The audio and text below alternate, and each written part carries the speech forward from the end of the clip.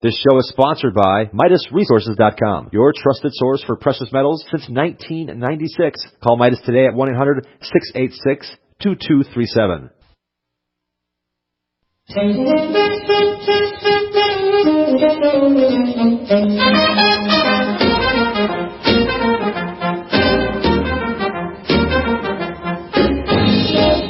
Good morning. Good morning, everyone, and welcome to today's edition of Uncommon Awareness. If you're new to our program, I'm your host, Dr. Lorraine Hurley, and my website is drhurley.net. And we have a guest that's been with us and will continue to be with us throughout the week, Desert Owl. TheRealPublicRadio.net is one way you can find his work. And we've been covering essentially the body of his work called The Forbidden History. And I'm going to tell you a little bit about him, and then I've got a little news to share with you. You heard it at the top of the hour. Now, Desert is a collector of lost sacred writings, a mythologist, a word entomologist, a symbologist, and author of the Real Da Vinci Code. We had a chance to cover that yesterday. The Real Da Vinci Code Etymological Dictionary. He's the first presenter of the original thought within modern diction. He's an author, translator, historian, researcher, radio host, network producer, and a student of universal law, a former political activist, now a spiritual pacifist. And so far, he's given us a very intriguing week, lots to attempt to wrap our minds around, because he doesn't, his hypothesis, his synthesis for what is actually happening is different than anything we've heard. I particularly appreciate his skill with diction, with words, and how historically things have been altered to confuse and bond us into really an alternative, an illusion of reality. Now, before we continue, he and I have a common friend, Caroline. And Caroline is out in Weeks, California right now, and I was able to speak with her yesterday. 110 homes have been utterly devastated. The winds, they had winds of 40 plus miles per hour, which caused these fires to whip through. She said it was a matchbox, a cinder box. And her farm, she has horses, was fortunately for her 3 miles in the opposite direction of the way the wind was blowing. But she got very busy helping others, and what happened was they ran out of resources really quickly. They have all of these displaced people. Tons of clothing and food is poured in, but what they need most right now is they need these buses to begin to move people from the devastation to shelters. There's not enough shelter left in the town of Weeks, and they need to be bused 50 miles away. And then, of course, they need transportation back to begin to be able to salvage what may or may not be left of their homes. So she is working with an advocate called Francis, who really got the buses to first mobilize and begin the assistance, and then they were told they had run out of money.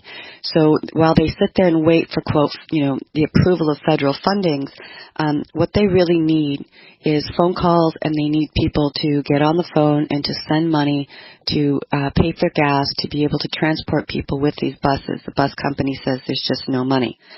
Caroline's number is 530-921-4565. That's 530-921-4565. And you can call her, and she can give you more specifically how this works out. The advocate's name is Frances, I forget her last name, who's helping to organize this so that there can be transportation for the individuals that have pretty much lost everything. As I said, they have enough food and clothing. What they require now is transportation and shelter. A lot of them ended up sleeping on the streets. Of course, neighbors were putting them up. They were trying to find any place they could just to lay their heads down because the buses stopped running. The people that the buses had actually gotten 50 miles away to shelter aren't available to bring them back. So these are people that have been traumatized, lost everything, and they can use our help in getting to and from the town and getting their lives reordered and just moving forward. What a shame. I'm so grateful. So far, there's been no reports of lives lost. Everyone made it out. But you can imagine if this had happened to you, how you would feel. So I'm really asking that people that are listening consider helping them out by calling Caroline. And today, just so you know, yesterday, Desert very generously, if you make a donation, any size donation to Uncommon Awareness by simply going to drhurley.net, you will receive his, his articles of the 12 articles of the rights of man, and also I'm going to let him tell you about this etymological dictionary he's offering. If there's a donation of $25 or more, you will receive his 200 to 300 page dictionary where he goes into the archaic and the thoughts behind the words, and the dictionary really helps us to begin to comprehend what we are working with modern day English and where it's come from and what it actually means. So this morning, our topic is the 3 perfect books of the cosmos and who or what is Lucifer and the Luciferian cult. Now, the 3 perfect books aren't books in the classical sense. They're information and true knowledge of life and our place in the creation. These books are the cosmos itself, nature, and our own bodies. We've done a few shows on sound and its relationship to Fibonacci and the solfeggial scales, as well as sacred geometry and links to mathematics. But today we have an opportunity to tie some of this together as it relates to conditions on the planet, as well as take on evil. As regular listeners know, several months ago I began to ask, what is evil? Who is evil? And what was the genesis of evil? Well, why ask? Because if we don't know it, we can't stand up to it. We don't have a clue what we're doing, how we can possibly, as I said, counter it. So we're going to explore information about life as written in the cosmos, nature, and our own bodies, and we will also explore ancient historical documents on Lucifer and today's Luciferian cult. Good morning, Desert. Good morning. Good to be here again, Lorraine. Thank you. It's good to have you. Boy, I've been reviewing your documents. They're fascinating. Oh, did you get to go through the dictionary a little bit? Yep. Absolutely fascinating. Thank you so much for making that contribution to us. Absolutely. Yeah, well, it needs to get out there. It's for the knowledge is for the people. And before I get into the 3 perfect books that we discussed perhaps in our first conversation when we got together, or second, I want to just recap one thing about the Watchers that we talked about yesterday, because they're written about in the scriptures, but nobody gets the picture because of the improper translation. And you may have remembered hearing where it says that they're bound. They were bound to the Luciferians, and Lucifer were bound to the bottomless pit in chains. Right? Do you remember hearing that terminology? Yes. They're cast down to the bottomless pit, and they're bound here in chains. Pardon me. Okay. Yeah, pardon me. Wow. And okay? Can you jump back in, or you want me to sing I'm okay now. Dance or what? Okay. You right? Yeah. Oh boy. Pardon me. Hang in there. Yeah, it's allergy season, and every now and then I get a little bit of that post-nasal drip. We've got tons of pollen and leaves and stuff flying around here, so I think I'm going to have to do my enzymes. All right, I'm okay. All right, so the Watchers, okay, so did you hear my question? I guess that's the next question. It's written that Lucifer was bound in chains and cast down. Right, cast to the bottomless pit. You heard the term, you remember reading the terminology. It was, I can't cite the scripture specifically, but I'm just asking. Yes. Okay. Do you remember? Yes, I do. I'm familiar with it. Okay, I have read the Bible. I'm having trouble hearing you. Okay. So this terminology, you see, the question would be, who is this Luciferian cult that's cast to the bottomless pit in chains and darkness? Okay?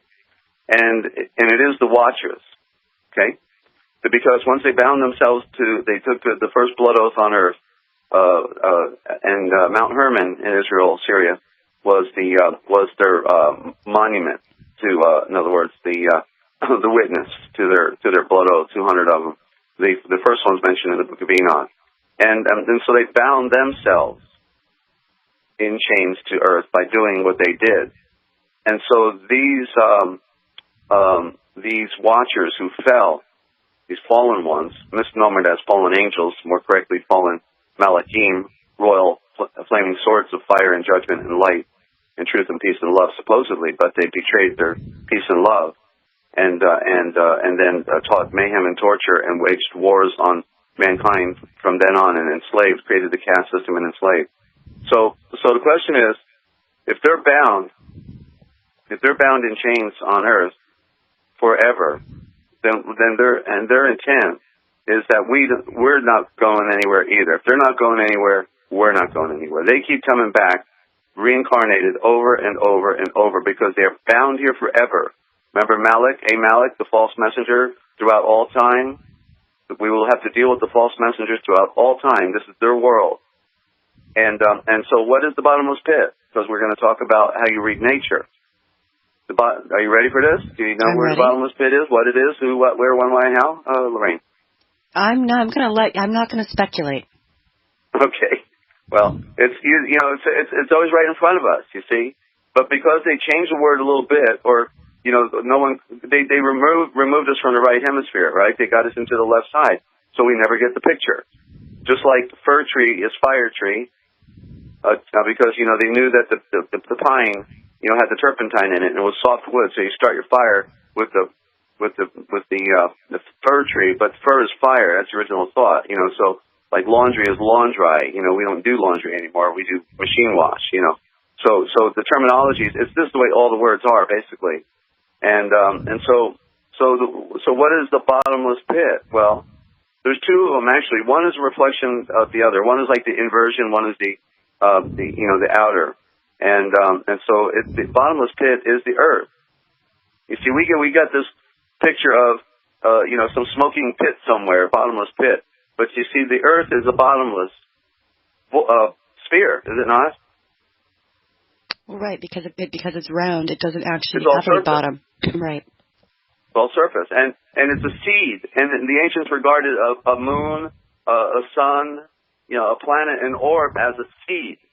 And so there's the pit, right? The pit is inside the fruit, and so there's the bottomless pit. And then the other bottomless pit, which is the external reverse image, is the cosmos. Which way do we go to find the bottom? You want to tell me? Right? Right. So they're bound in this cosmos forever, never able to go back home, which is where we want to go, right? Okay. So I just wanted to show how that we don't ever get the picture. I wrote down the other day, I was producing some words on the original thought, and the word world. You see, right in there, we never get the picture that it means to whirl, to spin around, that it means the earth is spinning. Or we say planet, which is, when you know the law of diction from the ancients, you turn off the T and there's different things going on. But planet. Plane of existence, yeah. Okay. Going to break. We'll be back in just a few moments. I do have a couple of questions that I want to ask Desert as soon as we return. Hi, Dr. Hurley here to give you information you may not want to hear. Approximately 70,000 chemicals are currently used and released in...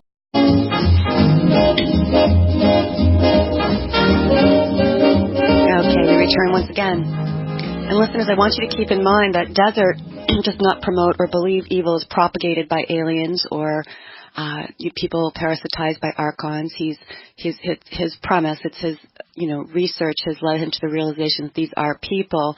Now we will talk about a race of people that were put on the planet as watchers a long time ago. Our history as far as what they're telling us, believe me, life has been around on the planet. Humans have been on the planet for a lot longer than that. There's very clear and compelling evidence of ancient, highly evolved civilizations. So we've been lied to about our own history. But my question for you is that I was trying to find the place in Revelations.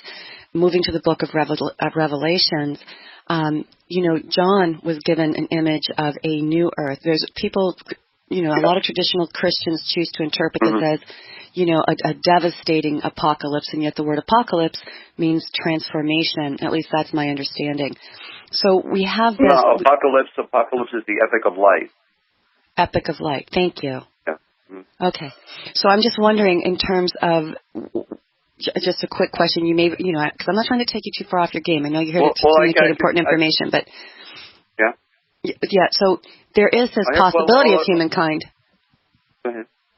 There is a possibility, based on scriptures, as much as we can trust these particular scriptures, that humankind can overcome.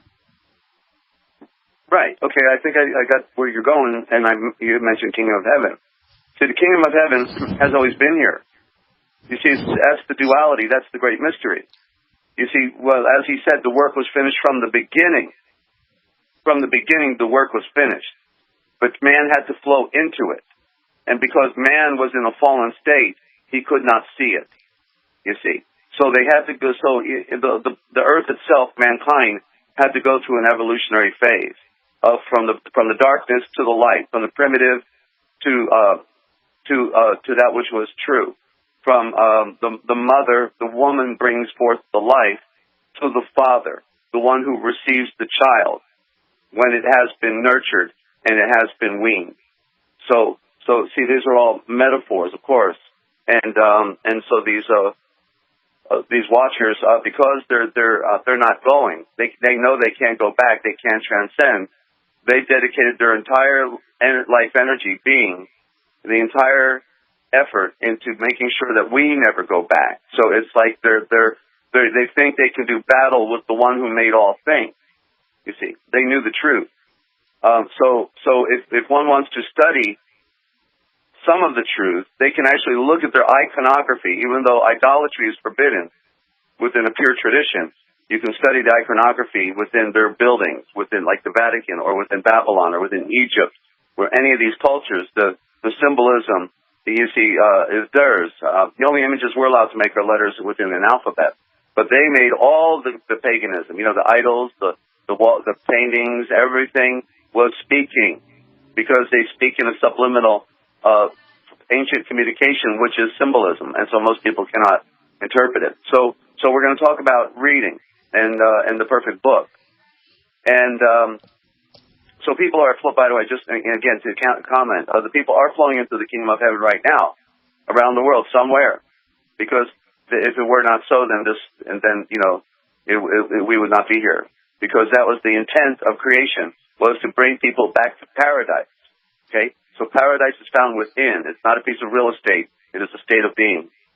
So there are, as in one of our first conversations, Lorraine, we talked about. I said there were three perfect books, because all the scriptures, all the writings, I don't care which one you're talking about, what culture.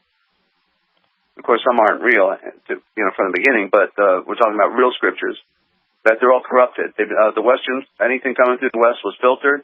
Our received scriptures, New Testament, Old Testament, totally filtered. Come on, the Masoretic text, do they really think that the Masorite Jews would contribute to Christianity to create a proper translation of the Masoretic text in the Old Covenant? Go figure, they hate Christ, right? So what did they do? They gave us, whatever dogma they wanted to feed us, which is a whole bunch of hogwash. Truth, there's truth there, but then there's the switch out. You see, most people don't know about it, but you'll find it in a book, that the rabbis have, because they have a conference table in the wide margin wherever these switch outs occur. There's a conference table there, and that's where it's telling them symbolically that this is where the trick is being played. So there's I could give examples, but that's not where I was going. I'm talking about symbolism and the fact that the books, yeah, they're manipulated, all right. But the good news is that we can go to the core of the onion in reading, and because nature is speaking. Okay, so let's leave it right there. Core of the onion when reading. Nature's right there. I like that. Again, Desert, I just have so many questions, and I'm not trying to divert you, but I'll hold on to them. When we come back in the next segment, that's where we'll pick up with. Hi, I'm Dr. Lorraine Hurley, and I've got news for you. In 2009, a team of doctors won the Nobel Prize in Physiology for discovering that the ends of chromosomes are protected by coverings called telomeres that control...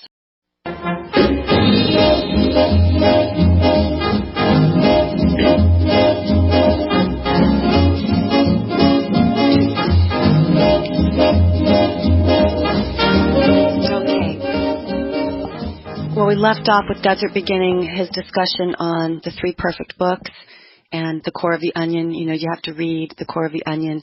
And Desert, I just want you to go ahead and pick up from there. Okay, well, let me try to remember where it was now. basically the three perfect books, okay? The first one starts with the cosmos. And because the cosmos is an undeniable signature or hallmark or autograph of the one who made all things. You look up there, and there's no question that Orion, is pulling a bow and arrow, and the three stars in his belt means everything is held together by three. It's telling a story. He has one eye. His head is the one eye, the star, and you can see how he's pointing at Taurus, which is misnomered as the bull because it's really the pyramid. You hardly can see the horn star, and it's strictly a pyramid, 3 points. And that's where it all begins, with the pyramid. So, and then we could talk about the Big Dipper, the Little Dipper, and of course, which is obvious. A Big Dipper is quite obviously a dipper, a cup that you. So so life is off making an offer with the Big and the Little Dipper, and it's saying, which do you prefer? Do you prefer the Little Dipper, or do you prefer the Big Dipper? Which one would you prefer, Lorraine? The Big Dipper. The big one, sure. Yeah, I want it all. Give me the whole thing. And so the ancients, you can imagine, coming on the scene. Of course, Haddam had the knowledge fully breathed into him. Whether the other cultures did, well, obviously they didn't to the degree he did, because these were the watchers. So the Aryans had something breathed in them that apparently the other primitives didn't. But maybe there were other, like Aryan cultures, or maybe, we don't have the written record on any of those things, so we'll never know. But there's obviously was something distinct about the Aryans at the time they come, on the scene. And so so of course that's why they call, Orion, because it's Aryan, and it's the Rayan is the rain, the Rayan that comes down. The light is the Rayan, and the rayon, you hear in the word rayon, the rain. Rayon is a fabric. You weave life together with the rayon that comes down, the light that comes down. And rayon is rule. It means rule. And so the ancients looked up there and said, look, at something's going on, if they were primitive, because even if you're primitive and you didn't have the knowledge breathed into you, still you can figure out those are pictures up there. Okay, did somebody not? Can somebody tell me something here? Didn't somebody put that up there? How can I be making pictures? So that's showing a higher consciousness. So there's your perfect book, because it's telling a story, and the ancients interpreted it. It has nothing to do with what we hear about today in astrology. It was a story and a timeline. And when you got to the end of the story, the Redeemer comes to earth at the end of time, which, as Hebrews defines it in chapter 9, Hebrews, that at the end of the world, then the Redeemer came. The one that they were all looking for, the seed of light, in the books of Enoch. The seed of light comes down and brings truth to mankind. So there's the story in the stars. So when Paul talks about, and the story is, the heavens are rolled up, he's talking about like a scroll, because the book is complete. The story has been completed. The one who was foretold would come, came, and he brought truth to the earth. Okay, so that's the message in the stars.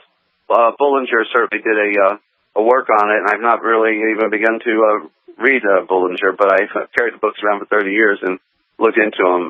But there's so much to study. That's the thing. So that's the first perfect book, and then the second perfect book that is given to us to help us, because just think logically. Like the Native American people, the Central American natives, people, around the world, the tribes that could in Africa that could go and find the right medicine.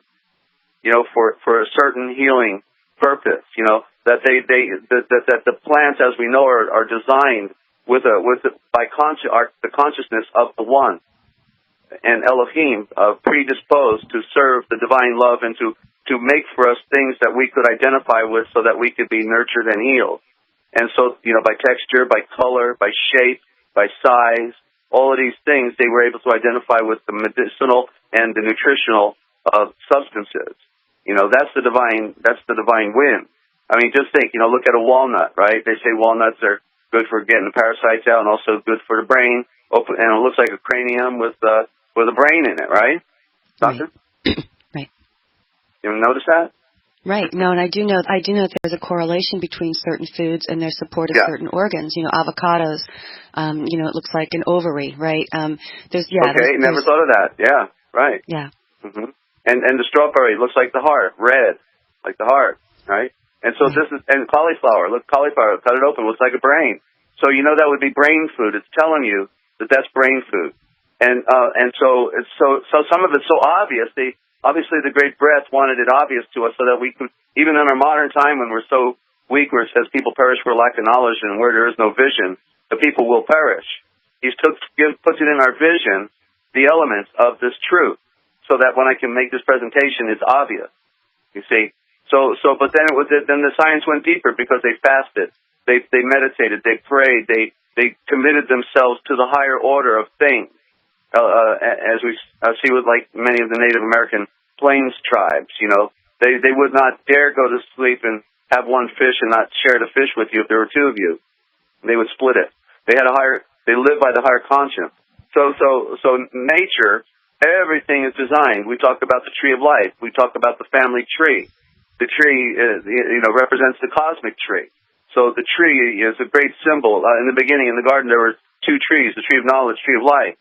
Well, obviously the woman is the tree of life. She gives life to babies, and the man is the seed, and he is the tree of knowledge.